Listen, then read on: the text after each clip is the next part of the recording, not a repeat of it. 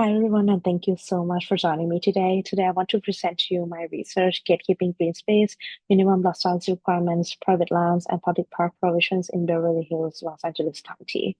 So, hi, my name is Chanaporn Tohsuwanwanich, or you can call me Neil. I'm a geography major, fourth year, with minors in GIS and urban and regional studies. Let's get started. So what is the minimum lot size requirements? Minimum lot size requirements requires you to obtain a larger parcel size in order to build your house. So that leaves a lot of spaces around the house that normalize the private land areas. And what is Tibu sorting? So Tibu sorting is a theory based on Charles Tibu's saying that the public goods investment can lead to significant neighborhood stratification, and that leads to the neighborhood segregation within the richer area. More affluent people will tend to agglomerate and use their tax money to satisfy their preferences. For Lipsit, uh, they use the use and exchange values from Karl Marx to explain the wide spatial imaginaries. So use values refer to how much the property actually worth by using it, and exchange value evaluates how much outsiders define how worthy the property is. So the wide spatial imaginary describes how the use and exchange value serve the interests of homeowners, especially the exchange value, incentivizing them to protect their property values. To observe the gatekeeping green spaces practice, I use both quantitative and qualitative analysis to provide the big picture of how the association of the minimum lot size, private and public lands are like. So I used a statistical analysis that described the association between the lot size and private gardens, and I used a spatial analysis to detect the private gardens and visualize them on the maps. I attended the commission meetings that reflects the public opinions and also the city authority. And I visited the parks myself using ethnographic fieldwork to record what are my observations and also how I feel when I visited the park.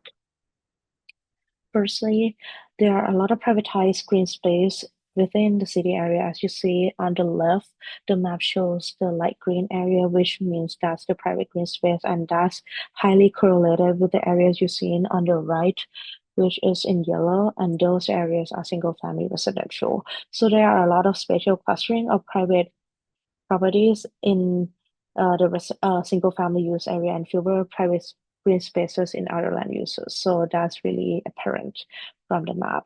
And when you run the statistical analysis, you can see that the residential parcel size and the amount of private green spaces are really correlated with the p-value being really low. So that means that's not a random observations. Since the single family homeowners obtain more oversized lots from the minimum lot size requirements, there are more unbuilt green spaces with their fences that keep them privatized, so that capturing more city lands through the size regulations. And those public parks, when I visited, I feel very exclusive, and I argue that it's a showcase of its influence and exclusive status, and makes cities different from others, acting as an extension of surrounding single-family home backyards.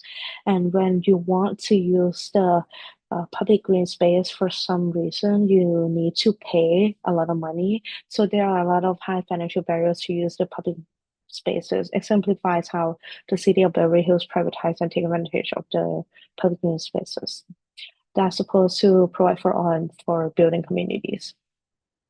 There are also gatekeeping practices, for example, the physical barriers. As you see, there are fences that put barriers against outsiders. And on the right, you can see the dog park with the fence that you need the key fob to get in also. For psychological barriers, I noted in the field that I felt the spaces were even more regulated and privatized, with the expectations for visitors to behave and dress in a certain way to be acceptable in the park. So I feel like, especially with the locations among the hotels and also with the tourists and with the luxury commercial corridors, I feel to behave certain way in order to be welcome in the park.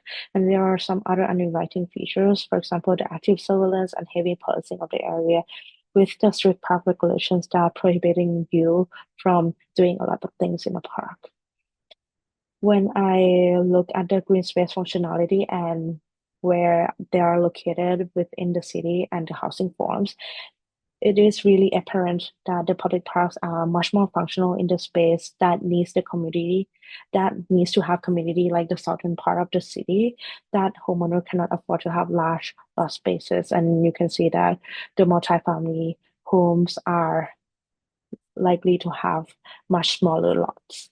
The park in central Beverly Hills, which are among the luxury commercial corridors, are more to attract tourists and have the city signage, have aesthetics that give the visitors a luxurious experience rather than a functional park.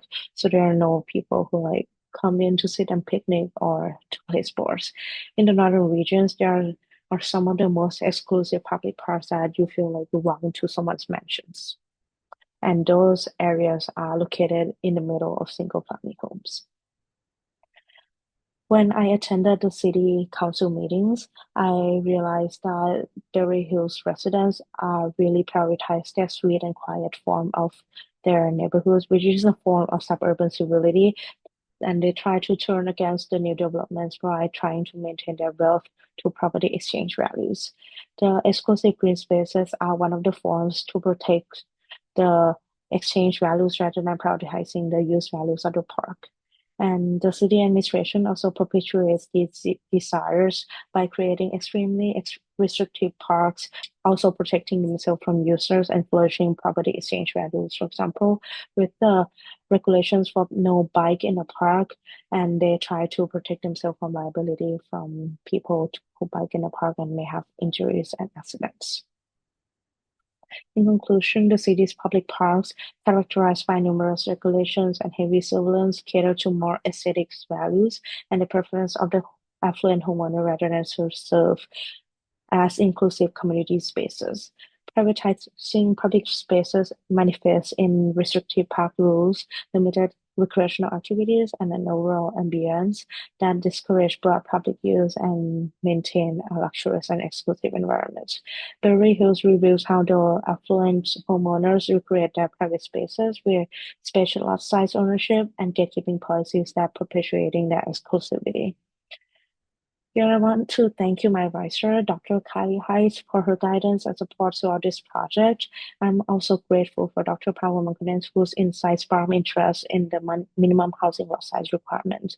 Additionally, I appreciate all the anonymous reviewers for their valuable feedback, which helped a lot improving this manuscript. Thank you so much.